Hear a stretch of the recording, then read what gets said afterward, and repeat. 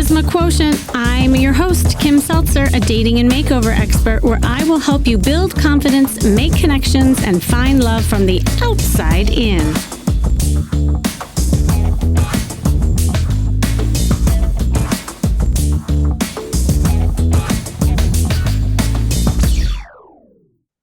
Okay, before we get into this episode, which is all about modern dating, I wanted to mention that I have something really exciting coming up.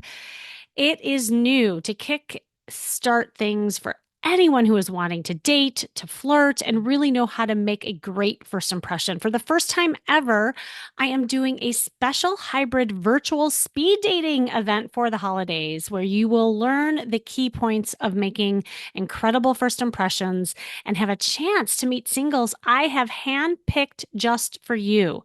I am not going to probably do this many more times. So if this sounds interesting, definitely hop on here. This is for you. If you feel kind of rusty and dusty or completely out of practice with all of this stuff and you're not sure why you're not progressing on dates, or you struggle to put yourself out there and engage in conversations, this is happening December 11th, but you have to register soon. Obviously, seats are going to be limited because I need time to match you all.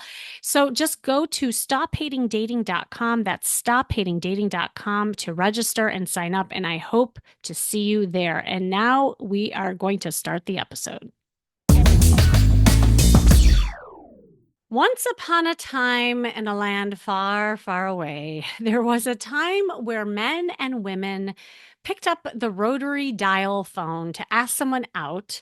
The choices were simple of who to date. I mean, it was maybe Bob next door or Susie across the way. And people had time to really cultivate a connection without much distraction. I mean, there were no cell phones, imagine, no dating apps, no social media, and people rarely traveled. And so then, after a series of dates and perhaps chocolates and sweet nothing notes, if two people really liked each other, the man fell on one knee and asked the woman to marry him. And then they bought the house with the picket fence and a couple of kids and lived happily ever after. Well, seemingly so. Remember those days? I mean, some of us do, a lot of us don't. And in the modern world, that sounds archaic and almost impossible. In today's fast-paced and interconnected world, finding and maintaining meaningful romantic relationships can be daunting and overwhelming. And from navigating dating apps to managing expectations in the digital age, there are numerous challenges you face in your quest for love. And now you throw on top of the fact that there are so many kinds of relationships, right? We have situationships, we have friend with benefits, we have, all kinds of things, which is actually a good thing. And the dating world has become a paradox of choice, really, offering many opportunities to meet different people, yet making it harder to find someone truly compatible. And the abundance of options can lead to dating fatigue. And the modern age has introduced new ambiguous rituals around dating, altering the very fabric of courtship and romantic relationships. In fact, I'm finding that there isn't even a sense of courtship anymore. So, is it even possible to think about marriage? What kind of relationship, if you really think about it, do you want for yourself and your age and where we are today? I remember I was working with this woman, and she was, the quintessential high achiever. She really focused on her career, and then it got to the point where she wanted to settle down, have a family, and here she found herself in her 40s. And it's almost like she woke up in a world that she had been asleep in, and she's like, oh my God, I haven't even dated and I don't even know where to begin. And she was like treating each dating situation as a business transaction. Like she was literally dating as a businesswoman, and it wasn't working for her, obviously. And there was no sense of fun, no sense of flirtiness, no sense of courtship and pacing. Like all of that was daunting to her. So I really had to teach her the art of dating and pacing and flirting and being in her feminine, because she definitely had a lot of masculine energy being in the workforce for so long. And, what I told her, and this is my whole focus, is I know you're like racing to get to the altar and the finish line. But in efforts of doing that, you're actually wasting time. And she didn't understand what I meant by that. And I said, well, you're so busy trying to vet all these guys and treat each person as a business transaction that you're not even slowing down and appreciating the moment and connecting with like some amazing guys that you're literally just, passing by or passing off, I should say. And so she learned the art of dating and she took the time and then she started having a lot of fun with dating. And as soon as that happened, of course, guess what happened? She met her guy and it really took her by surprise. And in the end, they ended up getting married. And she is one of my highly success stories today. But like if I had shown who she was to all of you back then, you would never even think that she would be ready for marriage or even end up in marriage. So it can happen with a little bit of intention coaching and of course, the strong desire to do that. So the transient nature of the fast pace in modern dating can impact long-term commitments and the institution of marriage really. The ease of meeting new people and the emphasis on independence and self fulfillment can sometimes overshadow that desire for the long term stability and the commitment. So, anyway, with me today, I have a very talented and fun woman who's going to help me talk about navigating the modern dating and relationship world and how to define what you want for yourself. She's amazing. She is a New York Times bestselling author, mental health advocate, relationship expert, and now with a master's in psychology and comedian. I love her already because she has the combo that I love. Her new book, I Do, I Think, Conversations About Modern Marriage, is a witty, incisive take on modern marriage to make the leap of faith a little less scary for Gen Z and millennial adults like herself. And I would go so far to say, even like people who are dating in the second act can learn from this. She is also the author of Overthinking About You. And that's like a disarming combination of her personal story and expert advice, all written in a candid, empathetic style. She also has developed shows with FX, Netflix, MTV, YouTube Red, and 20th Century Television. And let's just say she does a bunch of things on the internet. Welcome, Allison Raskin. How are you? Oh, thank you so much for having me. Wow, you really went deep into that bio. I appreciate Oh yeah, it. I was like, well, you do so much. I'm like, how do I, capture that in a paragraph? And obviously, we're going to talk more about you now. So, thanks for coming on. And as I told you off air, I was just super fascinated with this whole subject matter, and I love that you're focusing on this, especially like in your age group. But honestly, like as I was saying, this can apply to everybody in the modern dating world. So, I don't know. I just first of all, I don't know your story at all. I would love to hear like how you got into all of this and do share. Sure, yeah. I'm originally from New York, but I came out to Los Angeles for college. I got into the USC screenwriting program, which nobody thought would happen. And so that was like kind of one of those life-changing moments where once I found out I was in, my parents were like, goodbye forever. And I was like, goodbye. And so I really started off with the intention of just being a kind of traditional screenwriter. I really wanted to work in TV comedy, but I took a class that was all about webisodes and said, the future is the internet. This was like in 2010, and they said my professor was like, make content for the internet. And I was like, okay. And that has sort of allowed me to now do all the things that I've done. I worked at BuzzFeed Video back in 2014, 2015. And that really helped me grow my own YouTube channel with my partner. That's called Just Between Us. And honestly, I shared a lot of myself on that channel, and I shared a lot about my struggles with dating and my struggles with my mental health. And then I kind of like leaned into that part of being a creator. So in addition to, writing fiction and writing novels and TV shows, I also have this segment of my life that is very focused on the intersection of dating, relationships, and mental health, which is part of why I went back and got a master's in psychology so I would know a bit more what I was talking about.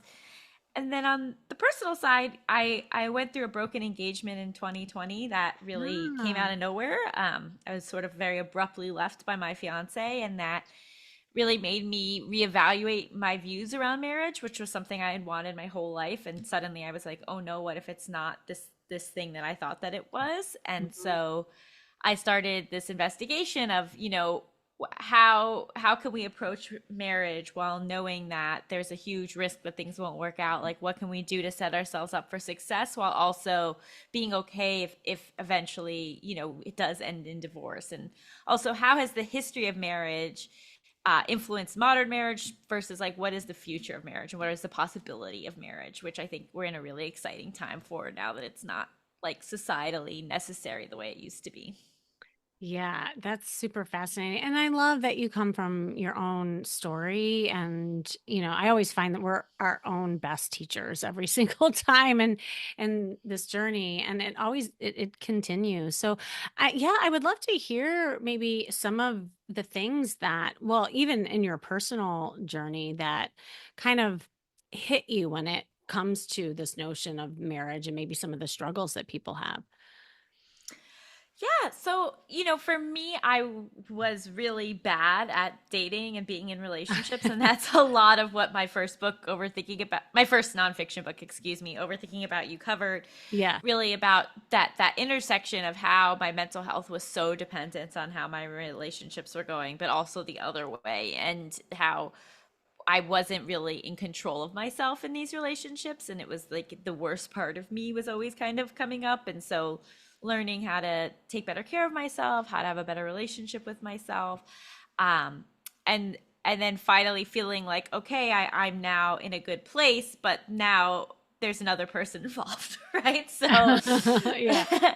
how do you navigate like a lifestyle of constant negotiation, accommodation, compromise, support, while like maintaining who you are and what you want, and also realizing that choice isn't for everyone. Like the choice Mhm. to be partnered is not the right fit for everybody, and it's also sometimes not the right fit for everybody in every stage of their life. There might be people who are married for 10 years, they have kids, they realize they don't want to be married anymore, they happily co-parent and for the rest of time, just like opening myself up to a lot more possibilities and flexibility around relationship structure, rather than feeling like I need to be married forever to one person, and if not, then I am a failure. Yeah. Well, and I love that because I think that throughout the years, that paradigm has shifted so much. I mean, think about like our grandparents era where there was just no choice. Like I love that there's Right. choices of what people can have, but also that the D word, divorce, is not a dirty word any longer. That to your point, people can decide what is right and what is not right for them in that moment in your life. And I always kind of joke, I feel like marriage is sometimes could be like a contract between two people, and every 10 years you could renew the contract or you'd move on, like, because Mm-hmm. we're different with each decade, Yep. and so I like that notion of just, being able to be okay with whatever happens, because that can trip people up, especially because I see that in my clients. Like they're going out with fear, and that fear is causing them to not date well or pick Yeah. partners that aren't right for them. So, like, I just wondered also, like, in your journey, and maybe you talk about this in the book, just how did you overcome some of those challenges, especially with your mental health? you know, Medication Yeah. helped a lot. I was diagnosed with OCD when I was 4 years old. And so Mm, I was on meds from 4 to 12 and then 18 to 21. But then I spent my 20s being like, I don't need medication. That was a mistake. Medication doesn't work for everyone, it's not necessary for everyone long right. term. But for my specific, biological makeup, I'm someone that does so much better on medication. And so, sort of going back on medication in my late 20s, and then finally being able to sort of integrate all the things I had been learning in therapy that whole time, but didn't really have access to, was really helpful. And just like starting to like myself, enjoy myself, just this major shift of like, whereas before, if someone rejected me, that meant that something was wrong with me. And then I Yeah. started to notice, like, oh, if someone isn't interested in me, my reaction would be like, what's with them? And like that's such a different way to show up. And then getting more comfortable, I'd say, with the uncertainty, with things Mm. progressing at a speed that was not what my anxiety wanted, sitting in the discomfort. I will say I am now married and successfully so far. And our speeds to getting engaged were very different. Where coming out of my broken engagement, I wanted that commitment right away, so I could be like, this time I'm good. Whereas he was like, no, like it takes a certain amount of time for me to know you, to trust you, to feel ready for this. And so I talk in the book about just like how people can have these different commitment speeds, but what's most important is that the destination is the same, and that you just like have an understanding of why someone might want to move slower and why someone might want to move faster, and then you can sort of meet in the middle, but that it's not like a direct reaction to how they feel about you. So being Mm. able to like take myself out of the equation a lot helped, and being able to not take things so personally was super important. Oh my God. Well, yeah. And a couple of things that you're saying is so important. I mean, one is that you got to do the work. Like, you really do have to look at yourself. And it's not until you really feel settled within yourself that you have your own confidence, that you're not dependent on the validation of somebody else, or the text that you get, or the DM that comes up, it that's when you're ready. That's when you're really ready, I think, to open yourself up, and attract the right partner for you, because otherwise you'll attract like a lot, always call it a lopsided, situation with your relationship. So, yeah, no, I love that. And then also the whole thing of just, that communication piece once you do find somebody, it's so true, because we all bring our baggage with Mhm. us, and it's what we do with that baggage is what's important. Like, you could dump it on each other, or you could say, "Hey, here's what's in my suitcase. Let me see what's in your suitcase." Right. And And how can here's what we I'm live? going to carry, and here's what you're going to carry. And Yes. And could we unpack this together? And mhm. are there ways to combine suitcases? Like, Right. I think that that's so important, with that. Well, and I know that in your book you also had stories of real life couples break down, kind of the pieces of today's marriage conversation. Do you want to talk a little bit about that? Because I'm curious about some of the findings that you had.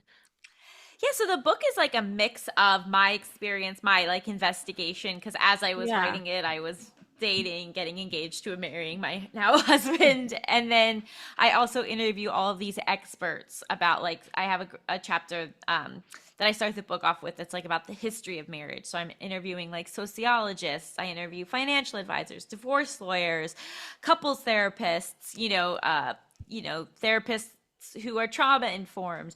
But then I also interspersed throughout all of this are these segments of like real life couples and their stories.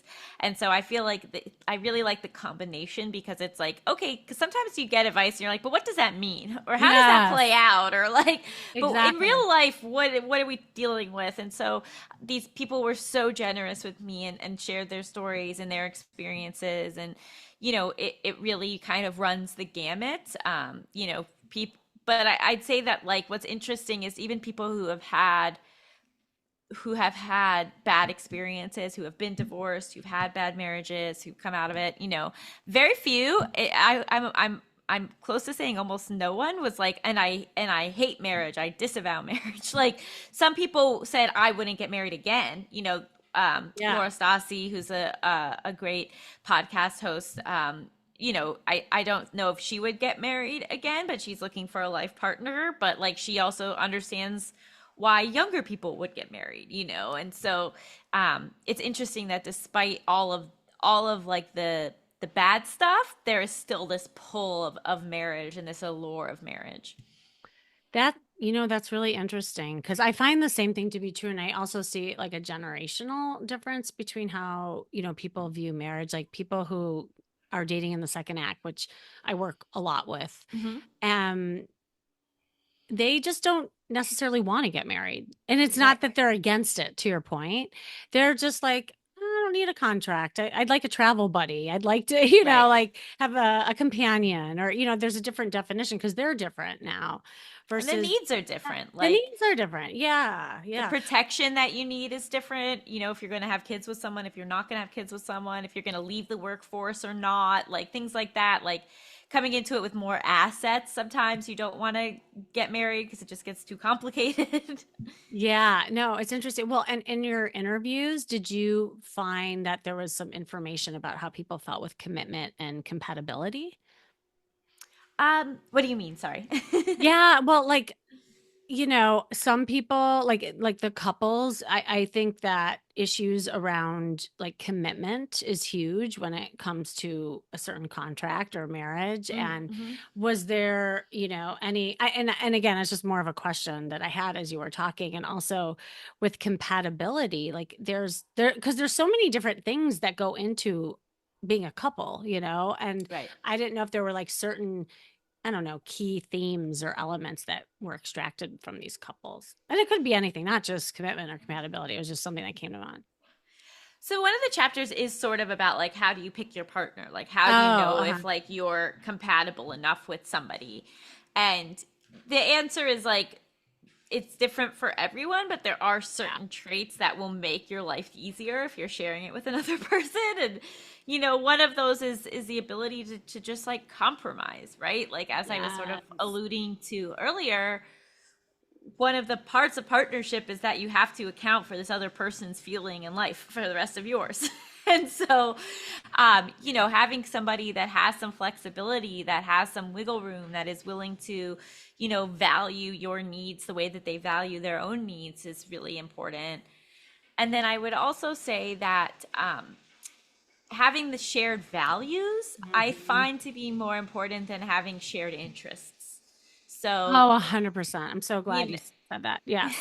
like you can like for example, my mother unfortunately passed away last month, but before that she was married to my father very happily for 45 years, and they couldn't have more separate interests. Like my dad's like a poker, tennis, like uh what else does he love? He loves poker, tennis, fantasy baseball. My mom like wants to read Russian literature and knit. Like they had some shared interests, but they had a lot of different interests, right? Like for their first date, he invited her to see King Kong, and she thought he was kidding because like she was used to going to like art films. But they had the same outlook on life, and they valued the same things. They both like really prioritized family. They had the same ideas about like how to raise their kids. They had the same politics, like that kind of stuff is like what's going to carry you through. And like whereas it can be good to be with someone who has like some separate interests than you, because either they could introduce it to you or they have their own social circle outside of your relationship. But it's really hard, I think, when like you just view the world totally differently and you prioritize totally different things. I'm so glad you highlighted that because when I'm working with people, a lot of times what's on their list of like the must haves have to do with like looks, activities that they like to do together. It's kind of like these superficial things that seemingly are important, but in Mm-hmm. the end, you're absolutely right. It has to do with, the values. And, I do this thing called data dating, and I have people fill out charts as they're meeting different people on compatibility and chemistry analysis. And it's really interesting because when people take the focus off the shiny objects and they're really looking at that deeper stuff, all of a sudden they see people differently. I mean, Mm-hmm. and to the positive and to the negative as well. Right. So and I actually think it works sometimes better when people have different interests because then, like say the man likes certain things, he can also do those things with his buddies. And I think it's really important to have a separate life from the couplehood that, like you have time Definitely. with the couple as a couple, then you have time with your friends. That's super important.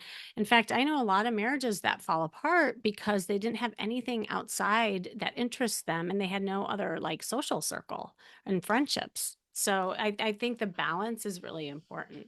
Yeah, that's interesting. What are some other of the chapters that maybe you want to share and tease the audience with?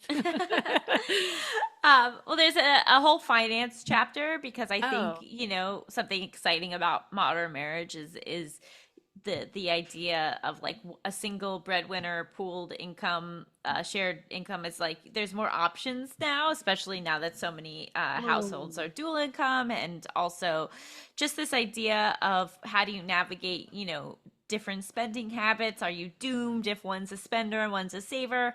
Spoiler, you're not. And just sort of like how important it is to get comfortable talking about finances with your spouse, because it's an important part of life, and it's really important for both people to be involved and informed, even if one person has less experience or natural skills around the topic, because most people at some point will be single either due to divorce or death, and so having an understanding of how your finances work is really crucial, and important.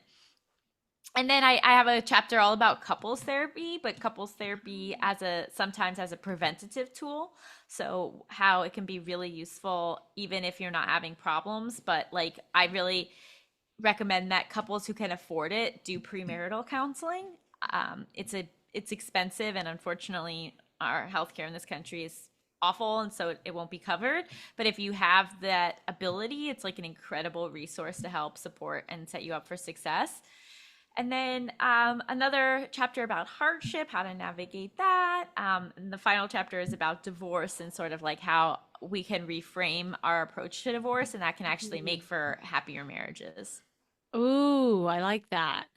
Yeah, and all those things that you talked about, like, the money conversation and values, and that also goes back to your upbringing as well, because you learn about money and conversations and how you feel about money through your upbringing. And then Mhm. you have two people joining forces, being brought up maybe very differently. So you have to, again, it's about compromise, like you were saying. Um, and I love that you have a chapter on just the couples therapy, because that's another beautiful thing about this modern world is that it used to be something that was shamed. It used to be something that was when you had problems. And Right. now I love that we're doing more proactive and preventative work.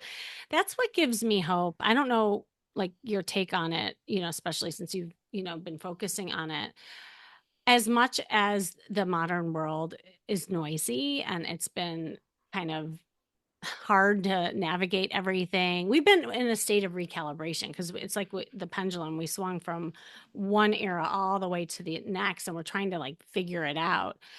But I think it's so hopeful because we have so many resources and things are more accepted than ever before. So I think people can have more choices and be open to talking about it. So I feel like that's what your book is doing. It's like opening up that conversation.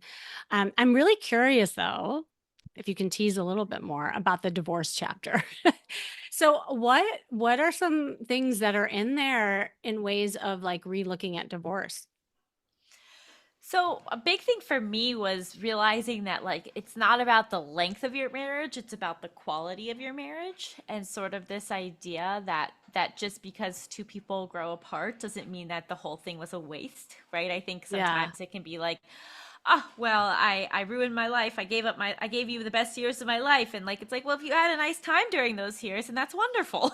um, and and Right. just this idea of that how we approach marriage, where if we approach marriage with this idea that we have to make it work no matter what, it puts so much stress on the couple. It can start to feel like a cage or a prison. It can prevent people from feeling like they can grow and explore and expand as individuals because there's this fear of like, but will I change the dynamic?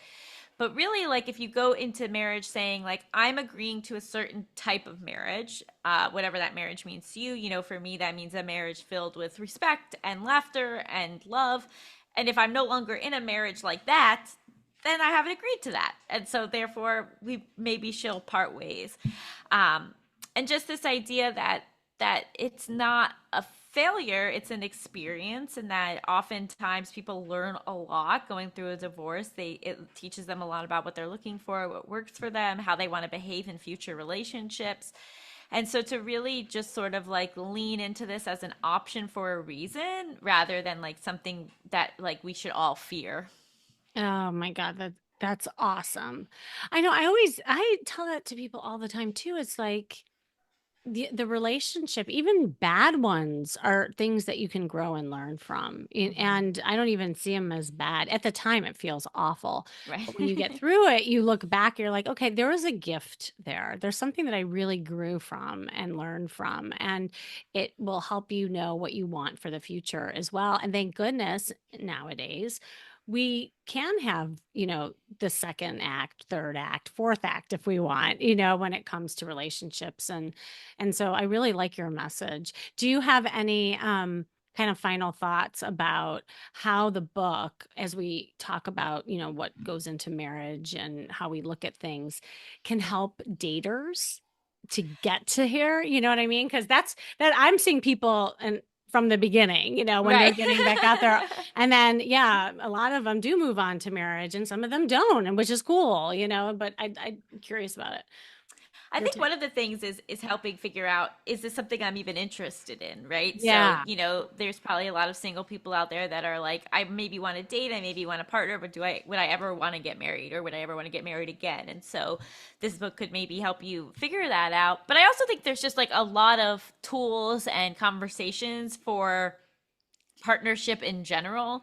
Like I have questions at the end of every chapter that you ask yourself and that you ask your partner, and I think you could always ask yourself those questions now, and then the questions with your partner you can ask on the fifth date. Like that. I think that the more open we are, with ourselves and with each other, and really get into the nitty gritty of like how we view relationships, what relationships shaped us, it can help us sort of be more productive when we're dating, because we can get to know each other on a deeper level, and on a level that will be like more helpful for us as we're gathering that evidence of if this is someone that's a good fit for us.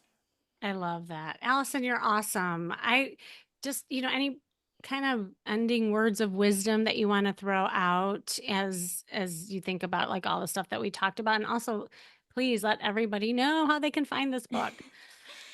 My final thing is just, I think a lot of people, and especially a lot of people, socialized as women, feel like they can't say that they want to get married, that's like that will turn people off, or like you have to like trick people into it. But I really am a proponent of like, it is a lifestyle choice, and if this is the lifestyle that you want for yourself, then you deserve to say that, to own that, and to go after it. And Love then you can get my book anywhere books are sold. Again, it's called I Do, I Think, Conversations About Modern Marriage. I also have a weekly podcast called Just Between Us, and and an Instagram and Substack called Emotional Support Lady, that are both mental health focused. Beautiful. Love it. Love it. Thank you so much for coming on and sharing. Oh, thank you for having me. And thank you, you listeners, for joining me today. This has been the Charisma Quotient, and I'm your host, of course, Kimmy Seltzer. And remember, you can build confidence, make connections, and find love from the outside in. And if you want to know more, make sure you go to my site, kimmyseltzer.com. And if you struggle knowing what you really want in a relationship and are having a hard time navigating the modern dating world, book a private call with me to gain clarity and help you map out a dating plan for you. And also pick up Allison's book, like What a Great Marriage, and to really get some clarity. Just click the link you see in the show notes to book that. And remember, working on you is working on your dating life. That's all for now.